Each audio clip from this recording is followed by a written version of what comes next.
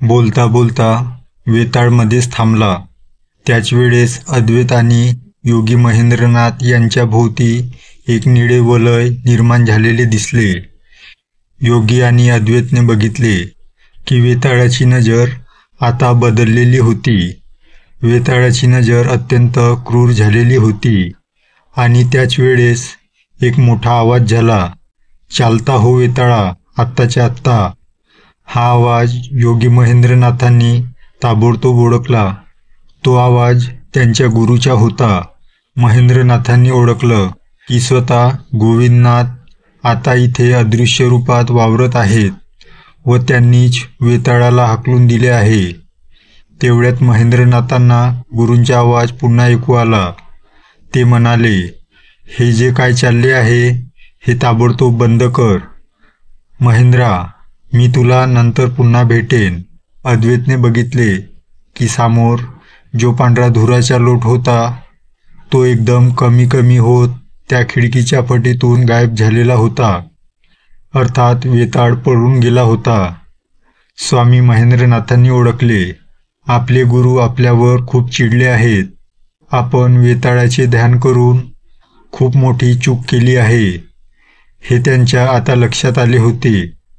अद्वैतांनी आपल्या भोवती आपल्या गुरूंनी जे निळे वलय निर्माण केले होते ते वेताळापासून संरक्षण करण्याकरता केले होते.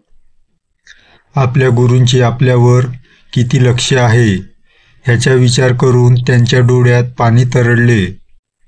अद्वैत आणि महेंद्रनाथांनी ताबडतोब सर्व पूजा बंद केली. त्याच रात्री महेंद्रनाथांना स्वप्न पडले.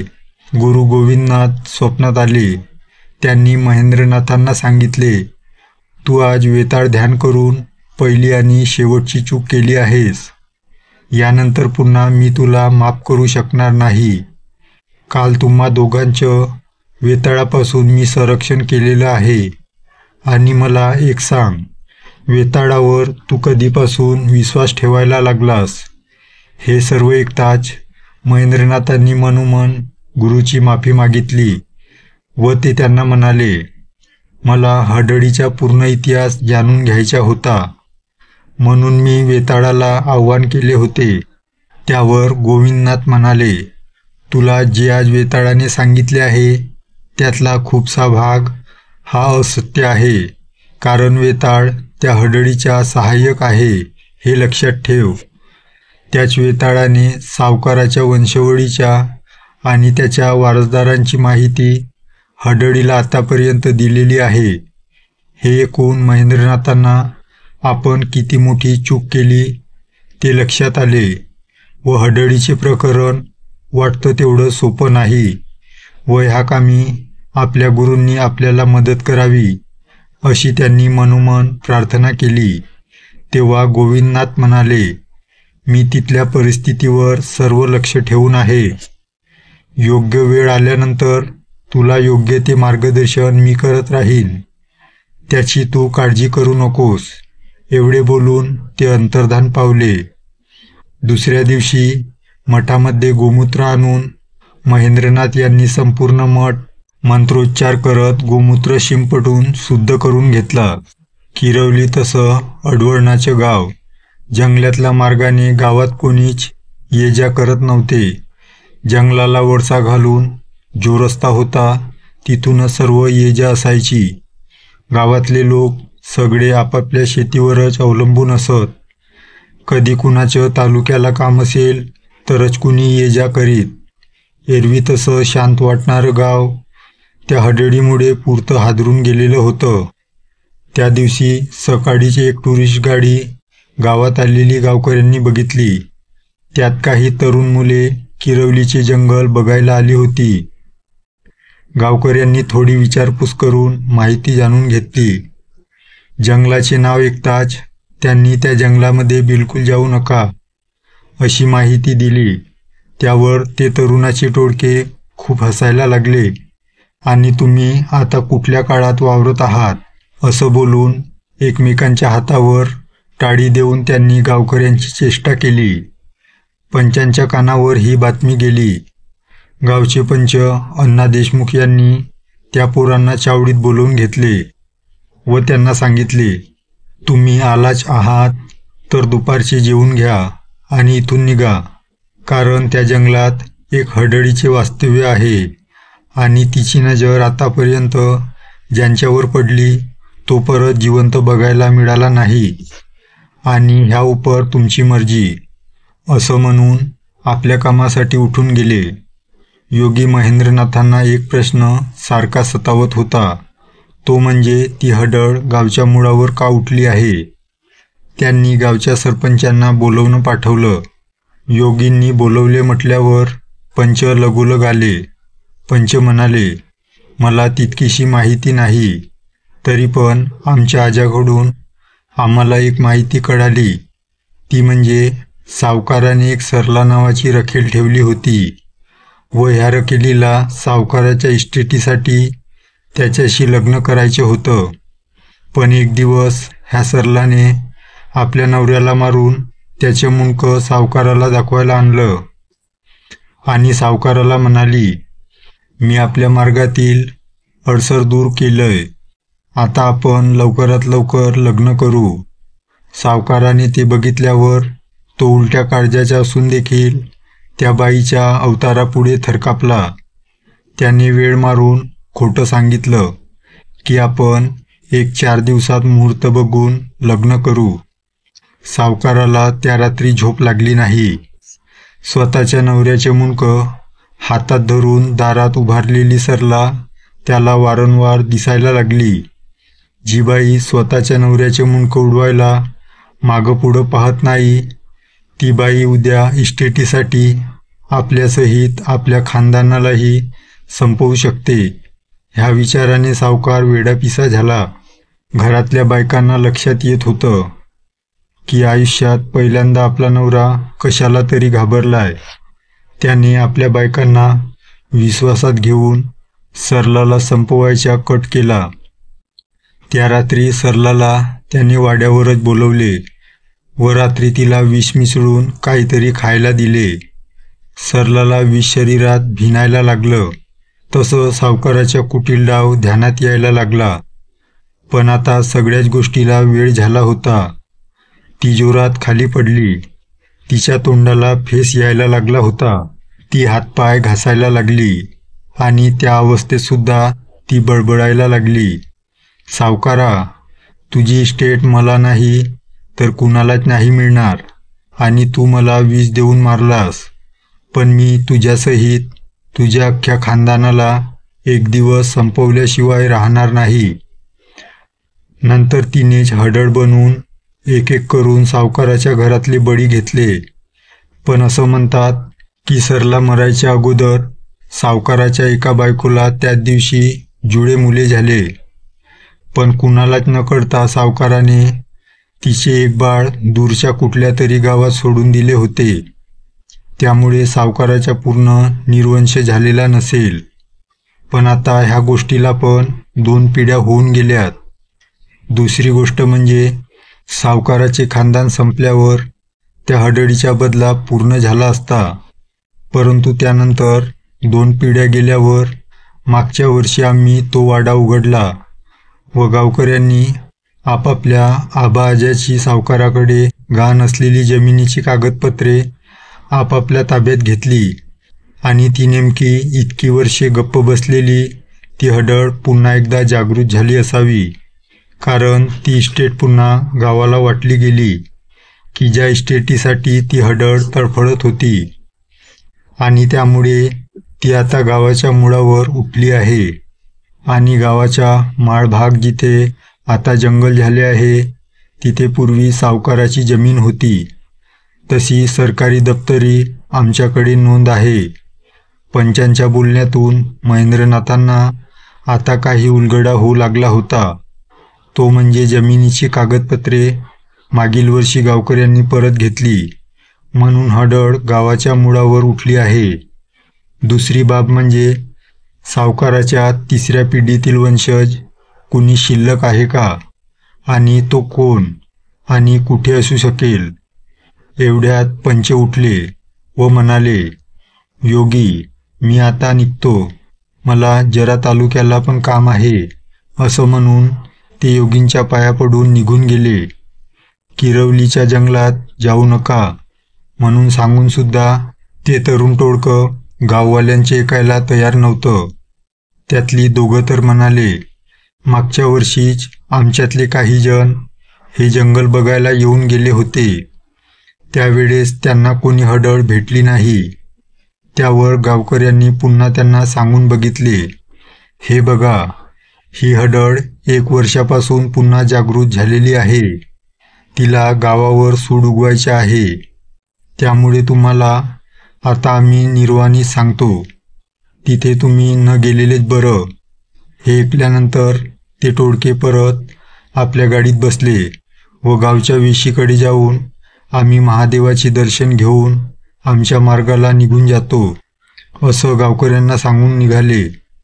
जंगलात जाणं आता जवळजवळ सगळ्यांनीच रद्दच केलं होतं. तरी पण मुकेश आणि राकेश या 2 भावांनी मनाचा हिया केला होता की इतक्या लांब आलो आहोत तर जंगलात जाऊन आपल्या कॅमेऱ्यात 2-4 फोटो तरी काढून घ्यावेत. आणि हडळ-बिडळ सगळं बकवास असतं आणि ते दोघेच बाकीच्यांना महादेवाच्या देवळात बसायला सांगून अर्ध्या तासात आम्ही येतोच असं म्हणून जंगलाच्या दिशेनं लागले. वेशीबाहेरच्या झाडावरचा वेताळ हे बघून खुश झाला होता व हडळीसाठी आज पुन्हा माणसाच्या गरम रक्ताची सोय होणार हे हडळीला सांगायला तो उत्सुक झाला होता. किरवलीच्या जंगलात ते दोघे आज शिरले. भर दुपारची वेळ. दिवसा उजेडी आत असल्यामुळे तसंही मुकेश आणि राकेशला फारसं भय वाटत नव्हतं. त्यामुळे ते जंगलात गेले. एक वेळ अशी आली की राकेशला वाटलं की आता आपण निघालेलं बरं, पण मुकेश मात्र ऐकायला तयार नव्हता. अजून थोडं आत जाऊया आणि काही हिंस्र श्वापदांचे फोटो पण काढता येईल का ते पाहूया असं तो म्हणायला लागला. पण फिरून फिरून दोघांनाही सडकून भूक लागली आणि ते एका झाडाखाली बसले. जवळ जे काही आणलं होतं ते त्यांनी खायला बाहेर काढलं. तेवढ्यात त्यांच्याजवळ एक अकराळ-विक्राळ काळं कुत्रं विचित्र आवाज काढत निघून गेलं. राकेशने बघितले, आजपर्यंत आपण अनेक कुत्री बघितली, पण असलं भयानक आणि भेदक कुत्रं आपल्या आयुष्यात पहिल्यांदा पाहिले असावे. तेवढ्यात एक विचित्र पक्षी मुकेशच्या डोक्यावरून उडत गेला. जणू काही कुठल्या तरी अघटित घटनेच्या त्याने अगोदरच इशारा दिला होता. पण मुकेशला मात्र त्याचं काहीच वाटत नव्हतं. राकेश मात्र आपण इथून लवकरात लवकर काढता पाय घेऊया असं मुकेशला सुचवत होता आणि मुकेश मात्र बिनधास्त खात बसला होता. पण इतक्यात खात असताना त्याला जोराचा ठसका लागला. हे पाहून तो जवळची पाण्याची बाटली हुडकू लागला, पण ती सापडेना. राकेशने पण त्याच्या जवळची पाण्याची बाटली बघितली, पण ती पूर्ण संपलेली होती. आणि इतक्यात सामोरून अप्सरेला लाजवेल अशी एक लावण्यवती स्त्री अतिशय ठुमकत ठुमकत येताना दोघांनाही पाहिली. ती त्यांच्याजवळ येऊ लागली. तिच्याजवळ एक पाण्याने भरलेले फुलपात्र होते. ती घेऊन त्यांच्याजवळ जाऊ लागली. तिला बघून तिच्या सौंदर्यावर दोघेही फिदा झाले. ह्या जंगलात ही सुंदरी कोण असेल याचा जास्त विचार करू लागले. तितक्यात ती सरळ त्यांच्यापाशी येऊन बसली. ती अतिशय गोड लाडीक आवाजात म्हणाली, ह्या गावात तुम्ही नवीन दिसता. त्यावर राकेश हो म्हणाला. आम्ही नवीन आहोत, जंगल बघायला इथे आलो आहोत. त्यावर ती म्हणाली, पण तुम्हाला कोणी सांगितलं नाही या जंगलात जाऊ नका, तिथे एक हडळ असते असे म्हणून ती हसायला लागली. तिचं ते मादक हसणं बघून हे दोघेही हसायला लागले व राकेश तर म्हणाला, आम्ही कुठे त्या खुडचटांवर विश्वास ठेवला आहे. त्यावर ती स्त्री म्हणाली, पण मला वाटतं कधीतरी आपण त्यांच्यावर पण विश्वास ठेवायला काय हरकत आहे. ती बहुतेक विनोदी स्वभावाची असावी असं राकेशला वाटायला लागलं. आणि मुकेश तर तिच्या सौंदर्यावरती अगदी घायाळ झाल्यासारखा वाटत होता. त्याला लागलेला ठसका पाणी न पिता थांबला होता. इतक्यात तिने एक ग्लास पाणी भरून मुकेशला दिले व त्याला म्हणाली, तुम्हाला ठसका लागलाय ना, अगोदर पाणी प्या बघू. तिचा तो आवाज आणि तिचे रूप पाहून आपल्यालाही आयुष्यभरासाठी मिळू शकेल का, असा प्रश्न त्याच्या मनात डोकावला.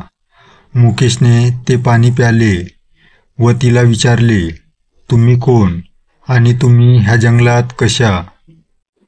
त्यावर ती म्हणाली, खरं सांगायचं तर हे जंगल माझेच आहे. मी तर खूप वर्षापासून इथे राहत आहे. त्यावर मुकेश म्हणाला, पण एवढ्या जंगलात तुमचं घर कसं काय आणि तुम्हाला भीती वाटत नाही का? त्यावर ती स्त्री खूप मोठ्यांदा हसली, एकदम गंभीर झाली, डोळे मोठे भेदक करून मुकेशकडे पाहू लागली आणि म्हणाली, मला असले प्रश्न विचारलेले आवडत नाहीत, आणि पुन्हा एकदा हसू लागली. यावर मुकेश म्हणाला, तुम्ही आमच्याबरोबर काही खाणार आहात का?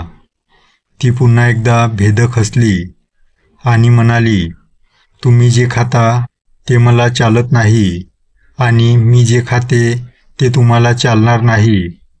हे ऐकून मात्र राकेशच्या मनात एक भयानक विचार आला व त्याच वेळेस तिने राकेशकडे अतिशय रोखून पाहिले. तिने केलेल्या हालचालीत राकेशला तिच्या पायांची पावले दिसली. तिची पावले उलटी आहेत असे त्याला जाणवले. ते पाहून तो अंतर्बाह्य भयंकर थरकापला. त्याच्या मनात खात्री झाली की ही दुसरी तिसरी कुणी नसून नक्कीच हडळ असणार, पण तो हे मुकेशला पटवून देऊ शकणार नव्हता. किंबहुना तो ऐकण्याच्या मनस्थितीत देखील नव्हता. इतका तो त्या स्त्रीवर भाळला होता. पण आपल्या मनात काही भीती निर्माण झाली आहे असं न दाखवता राकेश म्हणाला, मी 2 मिनिटात आलोच. असं म्हणून तो एका झाडामागे गेला. मुकेशला वाटले की तो लघुशंकेला गेला असावा, पण इकडे राकेश तिथून साधारण 100 मीटर लांब चालत गेला. एका झाडामागे येऊन तिथून हळूच गावच्या दिशेने पळून जाण्याचा त्याचा विचार होता. पण जेव्हा तो झाडामागे आला त्याच वेळेस त्याच्या खांद्यावर कोणीतरी थंडगार हात ठेवल्याचा त्याला भास झाला. त्याने हळूच बघितले तर तीच लावण्यवती तिथे उभी होती. हे पाहून राकेश चक्रावला. त्याने तिथूनच मुकेश जिथे बसला होता तिथे नजर टाकली तर त्याच्याही बरोबर तीच स्त्री गप्पा मारताना त्याला दिसली. आता मात्र राकेश चक्रावला आणि काहीतरी भयानक आणि अघटित आहे हे त्याने ओळखले. पण तोपर्यंत खूप उशीर झाला होता. हडळीने भयानक रूप घेत आपल्या घोगऱ्या विचित्र आवाजात बोलायला सुरुवात केली, हे जंगल माझे आहे आणि इथे सर्वत्र मीच असते. हडळीने तिचा डाव साधला होता. तिचे लांब सुळे राकेशच्या खांद्यात घुसले होते. हडळ त्याचे रक्त गटागटा पीत होती. त्याच्या तोंडातून अस्पष्ट अशी किंचाळी आली, पण मुकेशपर्यंत ती पोहोचू शकली नाही. राकेशचा खेळ संपला होता. त्याला मारून हडळीने राकेशचे रूप घेतले व ती चालत चालत मुकेश बसला होता तिथे गेली. त्यावर मुकेशने त्या अप्सरेवरून आपली मान मागे फिरवून राकेशकडे पाहिले व म्हणाला, अरे किती वेळ राकेश, तू काय खाणार आहेस की नाही? पण राकेशकडून कोणतेच उत्तर आले नाही. उलट तो एक वेगळं विचित्र हास्य करत हळूहळू पावलं टाकत मुकेशच्या दिशेने यायला लागला. इतक्यात मुकेशने पुन्हा त्या अप्सरेकडे मान वळवली तर ती त्या जागेवर नव्हती. ती एका सेकंदात गायब झाल्याचे पाहून मुकेशला घाम फुटला. तो पुन्हा राकेशकडे बघत म्हणाला, अरे ती हडळ तर नसेल? त्यावर राकेश खूप मोठ्यांदा भेदक हसत म्हणाला, मग मी कोण आहे? ते जंगल फक्त भयानक किंकाळ्यांनी हादरलं होतं आणि वेशीबाहेर बसलेल्या त्या टोळक्याला काहीतरी भयानक घडलंय याचा सुगावा लागला. त्यांनी सरपंचाकडे जाण्याचा प्रयत्न केला, पण नुकतेच सरपंच काहीतरी कामानिमित्त बाहेरगावी गेल्यामुळे त्यांचा तो प्रयत्न फसला. त्यांना वाटेत भेटलेल्या मंदिरातल्या पुजाऱ्यांनी योगी महेंद्रनाथाकडे जायला सांगितले. तोपर्यंत हडळीने दोघांनाही लचके तोडून संपवलं होतं. 2 मुंडकी वेशीच्या आत टाकून वेताळाने त्याचे काम पूर्ण केलं होतं. वेताळ नेहमीप्रमाणेच वेशीबाहेरच्या झाडावर दात काढून फिदी हसत होता. शेतावरून परत येताना आबा मास्तराला वेशीच्या आत पडलेली 2 मुंडके दिसली आणि तो बोंबलत गावात पळाला. महेंद्रनाथांना भेटायला गेलेल्या टोळक्यामध्ये त्यांना अनिकेत नावाचा मुलगा जरा थोडासा इतरांपेक्षा वेगळा वाटला. अनिकेत प्रचंड रागात होता. आपल्या 2 मित्रांना जो जीव गमवावा लागला त्याची माहिती तिथे असलेल्या आबा मास्तरांकडून सर्वांनाच एव्हाना समजली होती. अनिकेतची तळपायाची आग मस्तकात गेली होती. अनिकेत मूळच्या पनवेलच्या. योगी महेंद्रनाथांना त्या मुलामध्ये काहीतरी विशेष वाटलं.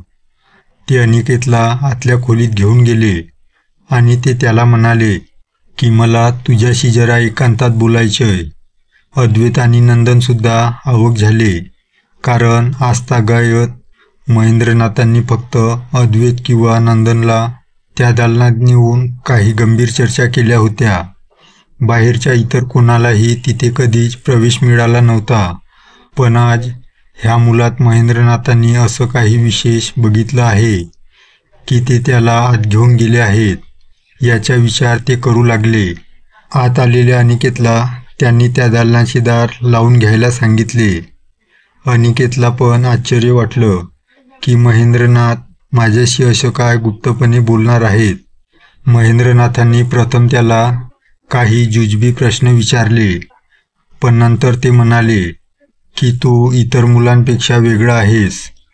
तेच मला जाणून घ्यायचे आहे. त्यासाठी मला तुझे थोडे सहकार्य लागेल की जेणेकरून मला आजच्या दुर्घटनेत मृत पावलेल्या तुझ्या मित्राचा बदला घेण्यासाठी उपयोगी पडेल. हे ऐकताच अनिकेत ताबडतोब तयार झाला. तो महेंद्रनाथांना म्हणाला, जर या कामी माझी काय मदत होत असेल तर मी ती निश्चितच करायला तयार आहे. पण मला आता ती हडळ नष्टच करायची आहे. महेंद्रनाथांनी त्याला आपल्यासमोर मांडी घालून बसायला सांगितले व डोळे मिटायला सांगितले. नंतर त्यांनी त्यांच्या दोन्ही भुवयाच्या मध्ये आपल्या अंगठ्याने स्पर्श केला. त्याचबरोबर अनिकेत एका समाधी अवस्थेत गेला. त्यानंतर महेंद्रनाथांनी अनिकेतला काही प्रश्न विचारले. अनिकेत महेंद्रनाथांना उत्तर द्यायला लागला. त्याच्या बोलण्यातून महेंद्रनाथांना अत्यंत आश्चर्यकारक माहिती प्राप्त झाली की जी माहिती सामान्य अवस्थेमध्ये खुद अनिकेतला सुद्धा माहिती नव्हती. पण अनिकेतला इथे येण्याची बुद्धी आपल्या गुरु गोविंदनाथांनी स्वप्नात येऊन दिली होती, एवढे त्यांना कळाले. त्याचबरोबर अनिकेत हा सावकाराच्या वंशातील एकमेव शिल्लक व्यक्ती होता. सावकाराने पनवेलमधल्या आपल्या एका निपुत्रिक मित्राला एक पुत्र सांभाळायला दिला होता व त्याला ही गुप्त गोष्ट कुणालाही सांगू नकोस, अगदी मुलालाही मोठे झाल्यावर सांगू नको, कारण त्याच्या जीवाला धोका उत्पन्न होऊ शकतो, असं सांगून सावकार निघून गेला. त्या सांभाळायला दिलेल्या मुलाची 3री पिढी अनिकेत आहे, हे त्याच्या बोलण्यावरून महेंद्रनाथांना कळाले होते. पनवेलला असलेल्या थोड्याफार शेतीवर अनिकेत आणि त्याची आई हे दोघे गुजारण करीत होते. अनिकेतचे वडील हे अनिकेतच्या लहानपणीच गेले होते. आता सावकाराचा एकमेव वंशज हा अनिकेतच आहे, हे नाथांनी बरोबर ओळखले व ह्या कामी आपल्याला गुरु गोविंदनाथांनी खूप सहकार्य केले आहे, आता लक्षात आले. पण आपल्याला कळालेली माहिती हे फक्त गोविंदनाथ आणि आपण दोघांनाच माहिती आहे आणि प्रत्यक्षात अनिकेत किंवा आणि कुणालाही माहिती नाही. सध्या तरी ती अत्यंत गुप्त ठेवायची आहे, हे त्यांना गुरु गोविंदनाथांनी ध्यानामध्ये सांगितले. कारण ही गोष्ट वेताळाला कोणत्याही परिस्थितीत कळायला नको होती. त्यानंतर त्यांनी अनिकेतला पुन्हा त्याच्या भुवईमध्ये हात लावून सामान्य स्थितीत आणले. पण आता महेंद्रनाथांना एक प्रश्न पडला होता की अनिकेत जर हा सावकाराचा वंशज आहे तर मग अद्वैत कोण आहे? आणि ह्याच प्रश्नाचे उत्तर फक्त गुरु गोविंदनाथ देऊ शकतात.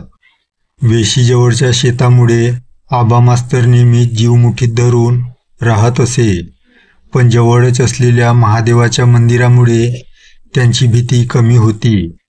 पण हडळीच्या वाढत्या प्रबल्यामुळे गावात खूपच भीतीचे वातावरण निर्माण झाले होते. आपल्या 2 मित्रांना गमावून अनिकेत आणि त्याचे उर्वरित मित्र आपल्या पनवेल गावाला मार्गस्थ झाले. पण अनिकेत मात्र हडळीचा बदला घेण्यासाठी आतून धुमसत होता व त्याने वेळप्रसंगी कोणत्याही मदतीकरता आपल्याला बोलवण्यात यावे असे योगी महेंद्रनाथांना आवर्जून सांगितले होते. अनिकेत आणि त्याचे मित्र जंगलाच्या बाजूला वळसा घालून असलेल्या रस्त्याने पनवेलकडे परत जायला लागले. वेताळ वेशीबाहेरच्या झाडावरून त्या जाणाऱ्या गाडीकडे बघून फिदी हसत होता. पण त्याला अनिकेतकडे बघितल्यावर जरा वेगळे काहीतरी जाणवत होतं, पण ते त्याला कळत नव्हतं. महेंद्रनाथांना अद्वैतचे गूढ अजून काही उकलत नव्हतं. हडळ मात्र माणसाच्या रक्ताला आता खूपच चटावलेली आहे हे त्यांनी ओळखलं होतं. त्यांनी गावातल्या प्रत्येकाला सावध राहायला सांगितलं होतं. असेच काही दिवस गेले. पुन्हा एकदा अमावस्या आली. आजच्या दिवशी हडळ गावामध्ये कुठेही फिरू शकत होती. गोविंदनाथ यांच्या सांगण्यावरून योगी महेंद्रनाथांनी मंत्रोच्चारित केलेले गळ्यातील ताईत गावातील सर्वांनाच वाटले होते व प्रत्येकाला त्यांनी स्वतःच्या हाताने गळ्यात घातले होते. कारण ज्याच्या गळ्यात हा मंत्रोच्चारित ताईत असेल त्याचे हडळ आणि वेताळ हे कोणत्याही परिस्थितीत काहीही वाकडे करू शकणार नाही, असा गोविंदनाथ यांचा शब्द होता. गावच्या मध्यभागीच सावकाराचा जुना वाडा होता. गावातील लोकांची नेहमी त्या रस्त्याने ये जा चालू असायची, पण कोणीसुद्धा त्या वाड्याकडे कधीही ढुंकून बघत नव्हते. एकतर वाडा खूप जुना होता, मोडकळीस आलेला. दुसरी गोष्ट, त्या वाड्याचा दरवाजा आता भक्कम राहिला नव्हता. त्या वाड्याच्या कडेने असलेल्या अर्धवट मोडक्या भिंतीवर जवळजवळ 1 फुटाचे गवत वाढलेले होते. मागच्या वर्षी सर्व गावकऱ्यांचे कागदपत्र देण्यासाठी म्हणून सरपंचांनी कुलूप काढून तो दरवाजा उघडला होता. त्यानंतर त्या दरवाजाला पुन्हा कुलूप घालण्यात आले होते.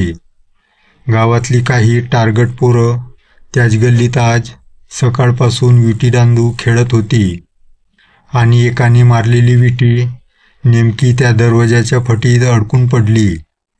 ती विटी काढण्यासाठी बाबू लोहाराच्या 8 वर्षाचा पोरगा त्या दारापाशी गेला. त्याने हळूच तेथील विटी काढली. त्याने हळूच त्याच फटीतून वाकून बघितलं तर त्याला असं दिसलं की एक हिरव्यागार पातळातील बाई, केस मोकळे सोडलेले, लांबलचक सुडे बाहेर काढलेली, भयंकर भेदक चेहऱ्याने त्या फटीतून त्याच्याचकडे पाहत होती. बाबू लोहाराचा पोरगा हे पाहून जोरात किंचाळला व तिथेच रस्त्यावर आडवा पडला. पोरांनी केलेल्या बोंबाबोंबीमुळे चावडीतील लोक पळत आली. त्यांनी रम्या लोहाराच्या तोंडावर पाण्याचे हबके मारले. तसा तो थोडा जागा व्हायला लागला, पण तो भयानक थरथरत होता. तोपर्यंत बाबू लोहार तिथे पळत आला. त्याने पोराला काय झालं म्हणून विचारलं. मग रम्या बोलायला लागला. ती दाराच्या आत एक बाई उभी आहे. तिचा चेहरा खूप बेधक आहे व ती तिच्या बटबटीत मोठ्या डोळ्यांनी माझ्याकडेच बघत होती. लोकांनी मनोमन महेंद्रनाथांचे आभार मानले, कारण त्यांच्या गळ्यातील ताईतामुळे रम्या लोहाराचे हडळ काही वाकडे करू शकली नव्हती. नाहीतर एरवी हडळीने ज्याचा चेहरा बघितला तो पुन्हा जिवंत राहू शकत नव्हता. गावातील लोक झालेल्या प्रकारामुळे खूप घाबरले होते. कुणीतरी जाऊन पंचांना बोलवून आणले. लोक आता जसे घाबरले होते तसे आता खूप चिडले पण होते. दरवाजा तोडून आत जाऊन तिला संपवून टाकावं असं पण कोणीतरी सरपंचांना सुचवण्याचा प्रयत्न केला. पण सरपंचाने त्यांना शांत केले. ते म्हणाले, अशी डोक्यात राग घालून गडबडीत कुठला निर्णय घेऊ नका, नाहीतर या गावाचे स्मशान होईल. आपल्याला नीट विचार करून योगी महेंद्रनाथांच्या सल्ल्यानेच पुढचे पाऊल उचलावे लागेल, हे सगळ्यांनी ध्यानात ठेवा. इतक्यात सदा टिपरे आणि दादा सदामते तिथे धावत येताना दिसले. दादा सदामते हा पंचांचा खास माणूस. तो धावत पंचाकडे येतो म्हटल्यावर तिथे जमलेली 50 माणसे त्याच्या आणि पंचांच्या तोंडाकडे एकटक पाहत होती. कारण दादा सदामते जी बातमी पंचांना द्यायच्या ती नेहमी ताजी आणि कुणालाही माहिती नसलेली असायची. पहिले पंचांना सांगून मगच त्या बातमीची अख्ख्या गावात बोंब व्हायची, अशी किरवली गावची पद्धत होती. दादा आता तोंड उचकटून काय सांगतोय ह्याकडे साऱ्यांचेच लक्ष लागले होते आणि दादा बोलायला लागले. पंच, एक बातमी आहे. आपल्या गावात एक मोठा साधू यायला लागलाय आणि त्याच्याबरोबर 5-25 जण अजून आहेत. हे ऐकताच पंचांची टूप पेटली. ते म्हणाले, नक्कीच योगींचे गुरु असावेत. कारण योगी एकदा मला म्हणाले होते की ज्या दिवशी माझे गुरु ह्या गावात येतील त्या दिवशीच ह्या हडळीचा खेळ कायमचा संपेल. बहुतेक ती वेळ आली आहे. त्यांनी दादा आणि सदाला लगेचच हारेतुरे आणि इतर साहित्य घेऊन स्वागतासाठी आपल्याला गावच्या वेशीजवळ जायला पाहिजे म्हणून सांगितले. हा म्हणता ही बातमी गावात पसरली. वेशीवर योगी महेंद्रनाथ, त्यांच्या शिष्यगण, सरपंच आणि पूर्ण गाव गुरु गोविंदनाथांच्या स्वागतासाठी तयार झाला होता. महेंद्रनाथांनी एकदा जंगलाच्या दिशेने बघितले. झाडावरच्या नेहमी फिदी हसणारा वेताळ रागाने आता लाल झाला होता. महेंद्रनाथ त्याच्याकडे बघून फक्त हसले. योगी कुणाकडे बघून हसले हे गावातल्या कुणालाच कळू शकत नव्हते. पण एवढे मात्र त्यांना माहिती होते की जे योगींच्या दृष्टीला दिसू शकते त्याचा थांग आपल्याला लागू शकणार नाही. गुरूंना वाकून नमस्कार केला. योगींनी गुरूंना वाकून नमस्कार केला आणि त्यांच्या डोळ्यात पाणी तरळले. तब्बल 1 वर्षानंतर आपले गुरुजी आज आपल्याला भेटले या गोष्टीचा त्यांना आनंद झाला. पंचांनी पण गावातर्फे हारेतुरे देऊन रीतसर स्वागत केले. पंच आणि गावातल्या इतर सदस्यांनी गोविंदनाथांना खाली वाकून नमस्कार केला. मग सर्वजण तिथल्या महादेवाच्या देवळात प्रथम गेले. गोविंदनाथांच्या जय शंभो शिव शिव ह्या आवाजाने संपूर्ण परिसर दणाणून गेला. त्या आवाजासरशी योगींसहित सगळ्यांनीच गुरूंकडे पाहिले. तपस्येचे एक प्रखर तेज त्यांच्या चेहऱ्यावर आता झळकत होते. त्यांचा गोरा गुलाबी चेहरा आता तेजामुळे खूपच प्रखर दिसत होता. ते मंदिराच्या बाहेर आले आणि योगींनी बघितले की गुरूंनी हातात मोठा शंख घेतला होता. त्यांनी तो एकदा जंगलाच्या दिशेने आणि एकदा गावच्या दिशेने जोरात शंखनाद केला. मगाशी रागाने लालबुंद झालेला वेताळ त्या शंखनादाने थरथरत होता. गुरूंनी तिथूनच त्याला ओरडून सांगितले, जाऊन सांग त्या थेरडीला, आजच तुमच्या दोघांचाही खेळ संपणार आहे. त्याच वेळेस त्यांनी अनिकेतला आपल्याजवळ घेतले. त्याला आज गोविंदनाथाच्या सांगण्यावरून महेंद्रनाथांनी खास बोलवून घेतले होते. वेताळाने अनिकेतला गुरूंनी त्यांच्याजवळ घेतल्याचे बघितले आणि वेताळ जे समजायचे ते बरोबर समजला. सावकाराचा एकमेव वंशज, त्या जंगलाचा मालक, त्या वाड्याचा मालक साक्षात त्याच्यासमोर त्याला जिवंत दिसत होता. वेताळ हुजरेगिरी करत ही बातमी हडळीला देण्यासाठी लगेचच गेला. गुरूंनी सांगितल्याप्रमाणे सर्वांनी वाड्याकडे बरोबर 3 सांजेला जायचे होते. गुरूंनी बरोबर आज अमावस्येचा दिवस बघितला होता. 3 सांजेला त्या वाड्याच्या वारसदाराकडून तिथे दिवा लावायचा होता. सर्व लावाजम्यासह सगळेजण त्या अंतिम लढाईसाठी आता श्वास रोखून तयार झाले होते. पण अजूनही अद्वैत कोण आहे आणि गुरु अद्वैतचा उपयोग कसा करणार आहेत, ह्या प्रश्नाचे उत्तर खुद महेंद्रनाथांना सुद्धा समजत नव्हते. त्याच्या मनातील विचारांचे काहूर बघून गुरूंनी त्यांना उद्देशून म्हटले, मिळतील. तुझ्या सगळ्या प्रश्नाची उत्तरे तुला त्या वाड्यात थोड्या वेळाने मिळतील. बरोबर दिवे लागणीला सगळा गाव सावकाराच्या वाड्याबाहेर गोळा झाला होता. सगळेजण श्वास रोखून आता पुढे काय घडणार याकडे डोळे लावून बसले होते. गुरूंनी दरवाजाच्या बाहेर प्रथम डोळे मिटून मोठमोठ्याने मंत्रोच्चारण केले. संपूर्ण चिडीचूप शांततेत ते मंत्रोच्चारण फक्त ऐकू येत होते. गुरूंनी पंचांकडून दरवाजाची किल्ली घेतली आणि ती अनिकेतच्या हातात देत ते म्हणाले, मनातल्या मनात तुझ्या इष्टदेवतेचे नाव घेऊन तू ह्या दरवाजाचे कुलूप काढ. आत गेल्यावर तुला तिथेही समई लावायची आहे. एक लक्षात ठेव, ती थेरडी तुला सहजासहजी हे करू देणार नाही. पण तू बिलकुल घाबरू नकोस. तिला वटणीवर कसं आणायचे आहे त्याचा बंदोबस्त मी केलाय. अनिकेतने कुलूप काढले. दरवाजा उघडला. सगळेजण आत आले. समोरचे दृश्य फारच भयानक होते. हडळ अतिशय त्वेषामध्ये होती. लालबुंद डोळे, मोकळे सुटलेले केस, कपाळावरच्या भलामोठा पसरलेला मळवट, लांबच्या लांब बाहेर आलेले सुळे आणि अतिशय भेदक दृष्टीने ती सगळ्यांकडे बघत होती. आणि ती मोठमोठ्याने ओरडायला लागली, हे फकीरांनो, तुम्ही आलाय तसं तुमच्या वाटेने निघून जा. हा वाडा माझा आहे, ते जंगल माझे आहे, हे गाव माझे आहे आणि जाताना ह्या पोराला फक्त माझ्या हवाली करा. असे म्हणून ती अनिकेतकडे चाल करून यायला लागली. ते पाहताच गुरूंनी तिला हातातील काठी फेकून मारली. तशी ती हडळ जागच्या जागी स्तब्ध झाली.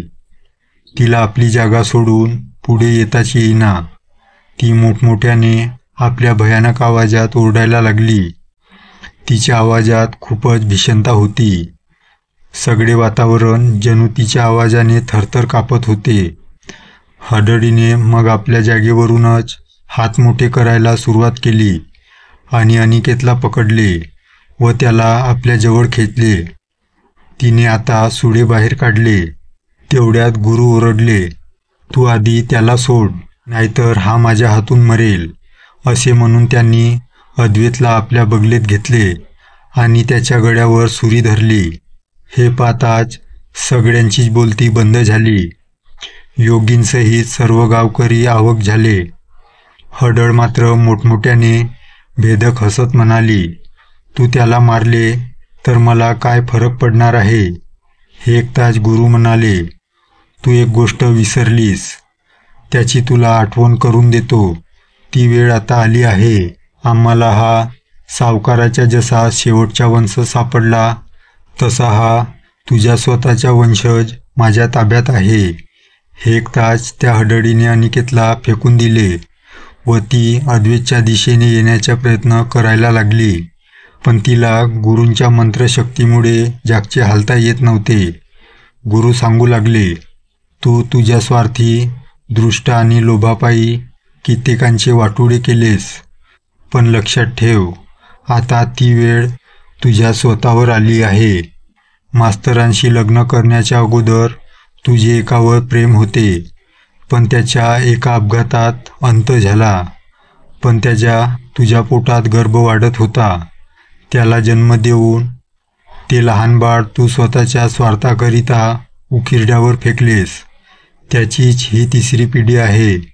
ह्या पोराचे लहानपणीच एका तीर्थयात्रेत आईबाप गेले आणि हा मुलगा माझ्या हाती लागला. चांगल्या संस्कारामुळे हा तुझा वंशज असला तरी तुझ्यासारखा दृष्ट नाही.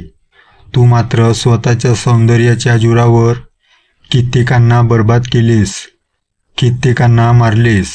इस्टेटीच्या लोभापायी आणि त्या वासनेत अडकवून तू पिशाच्य योनीत गेलीस. एकदाच ती हडळ भेसूर आवाजात रडायला लागली. पण गुरूंनी ओळखले, हीच ती वेळ तिला मुक्त करायची, नाहीतर ती दृष्ट हडळ सगळ्यांनाच मारून अद्वैतला घेऊन त्यालाही पिशाच्य योनीत घेऊन जाईल. एवढ्यात हडळ एकाएकी पेटायला लागली, कारण अनिकेतने, त्या वाड्याच्या वारसदाराने, तिथे तिने सांजेला दिवा लावला होता. त्यामुळे हडळीची दृष्टशक्ती क्षीण व्हायला लागली होती. पण तरी पण गुरूंनी त्या वाड्याची कागदपत्रे, सावकाराच्या जमिनीची कागदपत्रे एक एक मंत्र म्हणत हडळीच्या अंगावर फेकायला सुरुवात केली. जसजसा इस्टेटीच्या एक एक कागद हडळीबरोबर पेटायला लागला, तसतशी हडळीची एक एक अतृप्त वासना पेटायला लागली. शेवटी सर्व वासनातून मुक्त होऊन त्या हडळीला गुरूंनी मुक्ती मिळवून दिली. तरी पण ती मुक्ती पूर्णत्वाला जाण्यासाठी तिच्या राखेचा ढीग अद्वैतकडे देऊन तीर्थस्थानी अर्पित करण्यासाठी त्याच्याकडे दिला. हडळीला मुक्ती मिळाली, पण वेताळ मात्र ते गाव, ते जंगल सारं सोडून कायमच्या पडून गेला. मित्रांनो, ही गोष्ट तुम्हाला कशी वाटली लाईक व कमेंट करून नक्की सांगा. व चॅनलवरती नवीन असाल तर चॅनलला सबस्क्राईब करा. भेटूया अशाच एका नवीन गोष्टीसोबत.